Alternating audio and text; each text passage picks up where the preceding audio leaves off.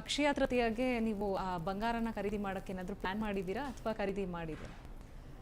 ಅಕ್ಷಯ ತೃತೀಯ ಅಂದ ತಕ್ಷಣ ನನಗೆ ಏನನ್ಸುತ್ತೆ ಪರ್ಸ್ನಲಿಗೆ ಅಂತ ಹೇಳಿದ್ರೆ, ಅಕ್ಷಯ ತೃತೀಯ ಅಂದರೆ ಅವತ್ತಿನ ದಿನ ಏನಾದರೂ ಹೊಸತನ ನಾವು ಶುರು ಮಾಡಬೇಕು ಅನ್ನೋದು, ಅದೊಂದು ನನ್ನ ನಂಬಿಕೆ ಯಾವಾಗಲೂ.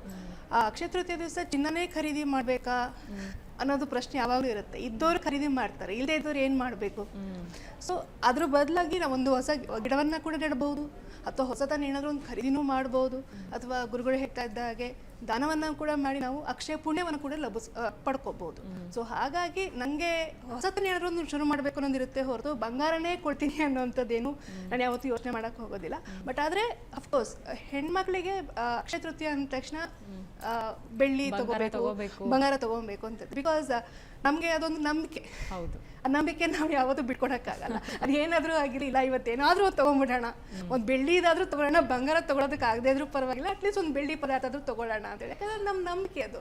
ಆ ದಿವಸ ನಾವು ಒಂದು ಹೂಡಿಕೆನ ಮಾಡಿದ್ರೆ ನಮ್ಮ ಮನೆ ಏಳಿಗೆ ಆಗುತ್ತೆ, ನನ್ನ ಕುಟುಂಬಕ್ಕೆ ಒಳ್ಳೇದಾಗುತ್ತೆ. ಸೊ ಆ ಒಂದು ನಂಬಿಕೆನಲ್ಲಿ ನಾವು ಬದುಕ್ತಾ ಇರ್ತೀವಿ. ಆ ನಾವು ನಂಬಿಕೆನ ನಾವು ಪಾರಂಪರಿಕವಾಗಿ ನಾವು ಬೆಳೆಸ್ಕೊಂತ ಹೋಗ್ತಾ ಇದೀವಿ. ನಮ್ಮ ಮನೆಯಲ್ಲಿರುವಂಥವ್ರಿಗೂ ನಾವು ಅದನ್ನ ಹರಡ್ತಾ ಇರ್ತೀವಿ. ಸೊ ಆ ಮೌಲ್ಯಗಳನ್ನ ನಾವು ಪಸರಿಸೋದ್ರಲ್ಲಿ ತಪ್ಪಿಲ್ಲಲ್ಲ. ಸೊ ಹಾಗಾಗಿ ಹೊಸತನ್ನ ಏನಾದರೂ ಒಂದು ಕೊಂಡ್ಕೊಳ್ಳೋದ್ರಲ್ಲಿ ತಪ್ಪಿಲ್ಲ ಅನ್ನೋದು ನನ್ನ ಅಭಿಪ್ರಾಯ. ಯಾಕೆಂದ್ರೆ ಹೆಣ್ಮಕ್ಳಿಗೆ ಯಾವ್ದಾದ್ರು ಒಂದು ವಿಶೇಷ ದಿನ ಬರಬೇಕು ಅಂತ ಕಾಯ್ತಾ ಇರ್ತಾರೆ. ಯಾಕೆಂದ್ರೆ ಅವರು ಚೆನ್ನಾಗಿ ರೆಡಿ ಆಗಬೇಕು, ಶಾಪಿಂಗ್ ಮಾಡಬೇಕು, ಬಟ್ಟೆ ತಗೋಬೇಕು, ಒಡವೆ ತಗೋಬೇಕು ಅಂತ. ಅದರಲ್ಲಿ ಅಕ್ಷಯ ತೃತೀಯನ ಅವರು ವರ್ಷದಿಂದ ಕಾಯ್ಕೊಂಡಿರ್ತಾರೆ. ಸೊ ಇಂಥ ದಿನನೇ ತಗೋಬೇಕು ಅಂತ ಏನು ಹೇಳ್ತೀರಾ ಅದ್ರ ಬಗ್ಗೆ? ಖಂಡಿತವಾಗ್ಲೂ ನಾನು ಆಗ್ಲೇ ಹೇಳ್ದಾಗೆ ಅಕ್ಷಯ ತೃತೀಯ ದಿವಸ ನಾವು ಯಾಕೆ ಕಾಯ್ತಾ ಇರ್ತೀವಿ ಅಂತ ಹೇಳಿದ್ರೆ, ನಮಗೆ ಒಂದು ಹಬ್ಬ. ನಾವು ಎಲ್ಲ ಹಬ್ಬಗಳಂತೆ ಅದು ಕೂಡ ಅಕ್ಷಯ ತೃತೀಯ ಅನ್ನೋದು ಕೂಡ ಒಂದು ಹಬ್ಬನೇ.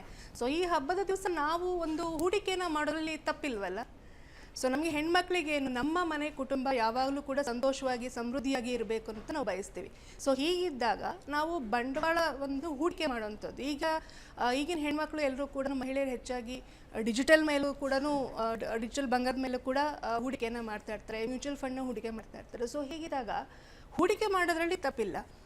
ಸೊ ಹಾಗಾಗಿ ಅಕ್ಷಯ ತೃತೀಯ ನಾವು ಕಾಯ್ತಾ ಇರ್ತೀವಿ. ಹೌದು, ಅದೊಂದು ದಿನ ನಮಗೆ ರಿಮಾರ್ಕಬಲ್ ಆಗಿರುತ್ತೆ ಅಂತ. ನಾನು ಈ ದಿವಸ ನಾನೇನೋ ಒಂದು ಹೂಡಿಕೆ ಮಾಡಿದ್ದೀನಿ, ನಂಗೆ ಅದರಿಂದ ಅದು ಏನೋ ಡಬಲ್ ಸಿಗುತ್ತೆ ಅನ್ನೋ ಒಂದು ನಂಬಿಕೆ ಅಷ್ಟೇ.